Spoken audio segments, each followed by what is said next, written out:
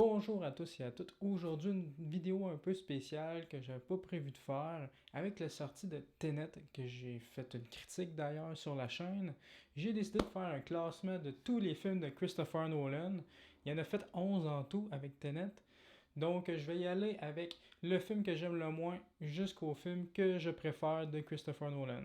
Donc, on commence tout de suite avec la 11e position, son tout premier film, Following, le suiveur en français. En fait, c'est le film sans doute le moins connu et le moins vu par les spectateurs lambda. Il faut savoir que le film a eu un budget de 3000 sterling. Il a été réalisé, écrit, monté. Le directeur de la photographie, c'était Christopher Nolan lui-même. Ils ont tourné sur une année entière, juste pendant des week-ends. Donc le film est très bon, on voit le style de Nolan déjà, mais qui a pu plus s'approfondir dans son deuxième long métrage, que je vais parler plus tard dans le classement. On voit que la narration est pas du tout linéaire, qu'il a déjà son style propre à lui, beaucoup de plans inserts. Les plans inserts, en fait, c'est des gros plans sur les objets avec que quelqu'un le prenne, par exemple, dans ses mains. L'histoire est quand même très bonne. C'est un écrivain qui commence à suivre des personnes jusqu'à ce qu'un psychopathe, on va dire ça comme ça, décide de le suivre, puis finalement les deux hommes vont se confronter. Grosso modo, c'est ça l'histoire. J'ai juste vu le film une fois dans ma vie. Moi, j'aime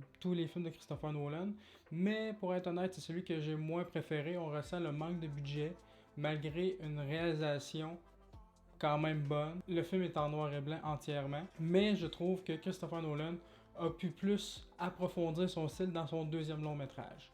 Parce que veut pas, les thématiques et tout ça, je trouve que ça ressemble beaucoup à son deuxième long métrage. En 10e position, c'est le film Insomnie, qui est son troisième long métrage avec Al Pacino et Robin Williams, deux grands acteurs. Le regretté Robin Williams jouait le grand méchant de ce film-là, puis il sortait vraiment de ses rôles habituels. Habituellement, Robin Williams jouait souvent dans des comédies, mais là, il jouait vraiment le tueur en série froid, puis il était vraiment glaçant dans son rôle, il était vraiment excellent, pour être honnête.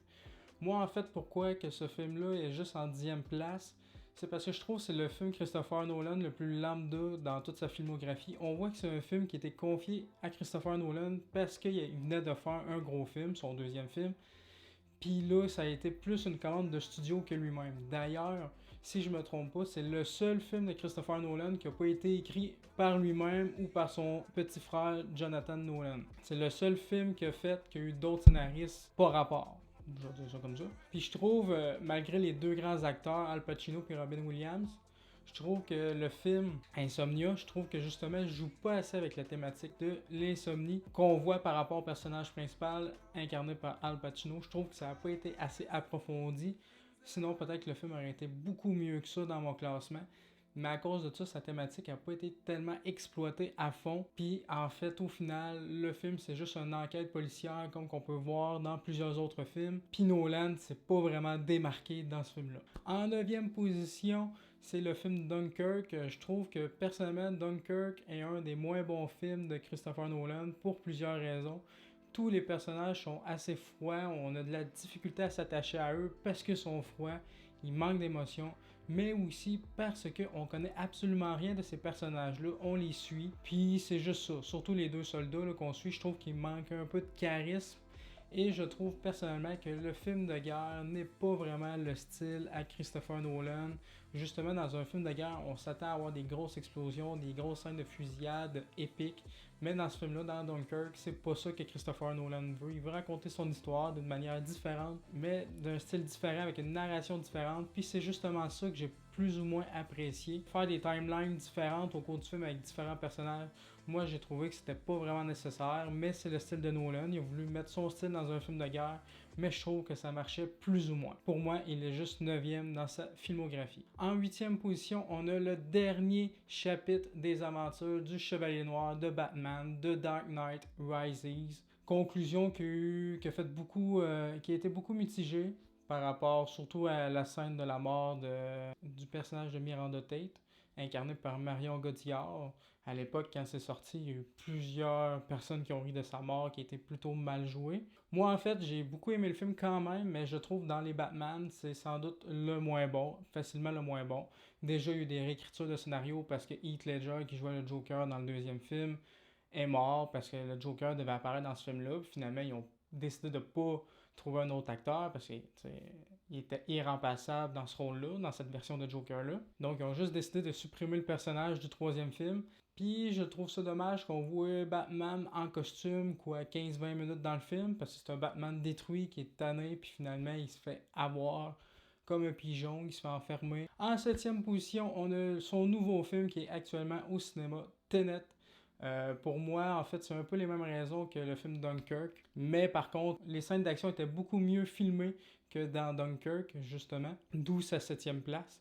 En fait, je trouve que Tenet, c'est le film le mieux mis en scène pour les côtés de scènes d'action dans toute la filmographie de Christopher Nolan. Sauf que, encore une fois, comme dans Dunkirk, il y a le principal défaut des personnages, on les connaît pas. On a de la difficulté à s'attacher à eux, puis ils sont vraiment pas développés. Donc c'est vraiment ça le gros point faible de Tenet, selon moi. Aussi peut-être une narration un peu compliquée pour rien, quand le scénario en général est assez simple. Sauver le monde d'un grand méchant. Mais Nolan a rendu ça compliqué avec des termes complexes. Donc c'est un petit peu difficile à suivre. C'est un film qu'il faut voir plus d'une fois, je pense, pour l'apprécier à sa juste valeur. Pour l'instant, je l'ai juste vu une fois.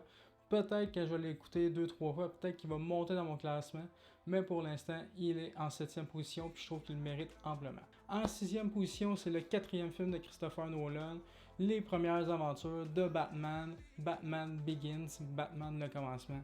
Très bon film, moi j'ai adoré ce film-là, comment il a rebooté la franchise, parce qu'on se rappelle, ce film fait suite au naufrage du Batman et Robin, quand que Batman était joué par Josh Clooney, puis qu'il y avait des tétons sur son costume, vraiment très mauvais.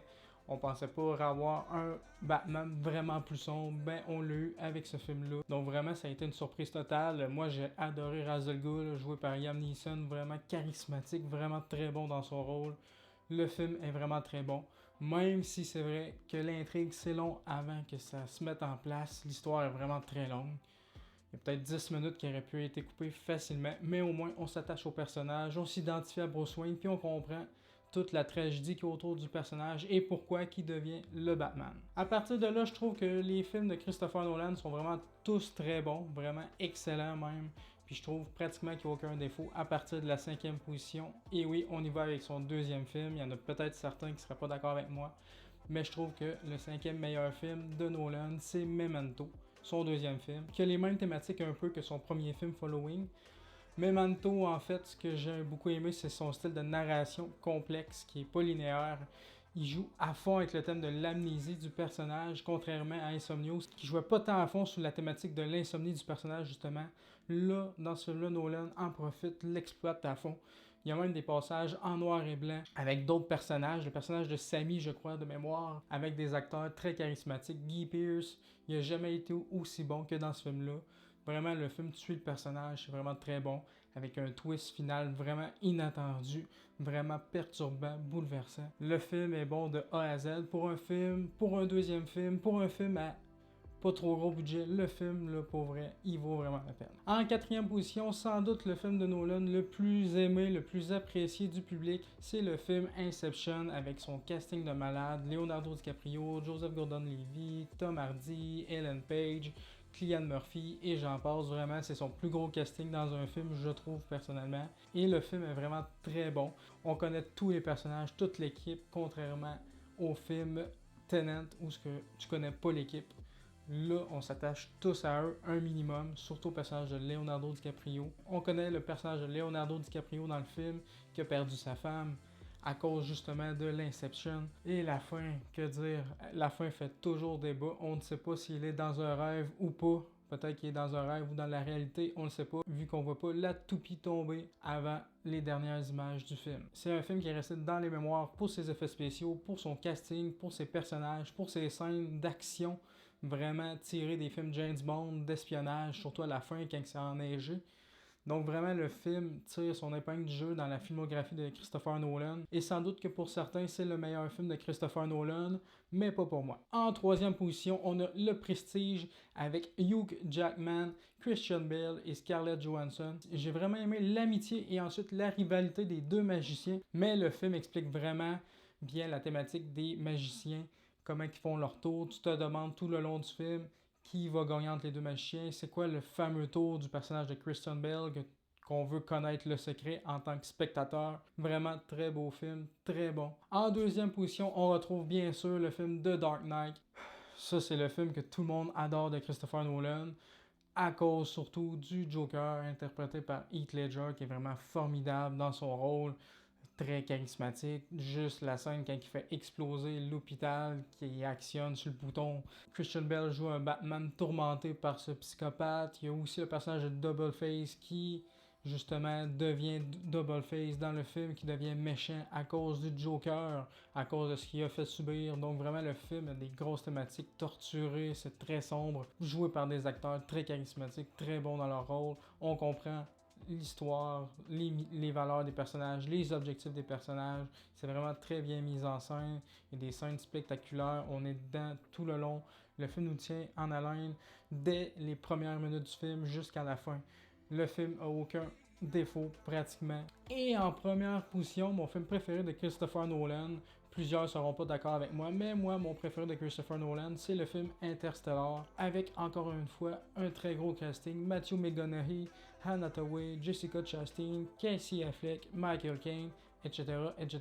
Vraiment un très bon film que Christopher Nolan s'est largement inspiré de 2001 Odyssée de l'espace pour faire son film. Ce que j'ai aimé aussi du film, c'est la relation père-fille qui est très mise en avant dans le film. Encore une fois, les personnages sont approfondis, beaucoup d'émotions dans ce film-là. Quand le père quitte la Terre pour faire le voyage spatial, pour sauver l'humanité, quand il abandonne sa fille, beaucoup d'émotions. La bande sonore de Hans Zimmer est vraiment parfaite dans le film.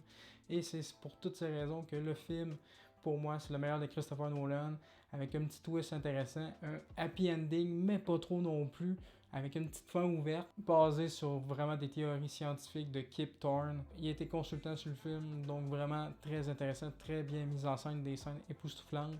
Je pense notamment à la scène quand ils sont sur la planète avec entièrement de l'eau, puis qu'il y a des grosses vagues qui arrivent vers eux. Vraiment impressionnant comment ça a été fait. Donc le but de ce classement, c'était pas de faire des grosses critiques de chaque film, c'était juste de vous donner mes goûts. Voilà, la vidéo est maintenant terminée, j'espère que ça vous aura plu. N'hésitez pas à laisser un petit pouce bleu, ça fait toujours plaisir. Laissez-moi en commentaire en bas, vous, c'est quoi vos films que vous préférez de Christopher Nolan? Êtes-vous d'accord avec moi? Avez-vous un autre top? Partagez vos tops des films de Christopher Nolan. Je vais lire tous vos commentaires. On a chacun nos préférences. N'hésitez pas à partager la vidéo si vous l'avez aimé. Ça aide beaucoup la chaîne. Et surtout, abonnez-vous à la chaîne pour voir les prochaines vidéos. Continuez de regarder des films et des séries et on se dit à la prochaine. Ciao!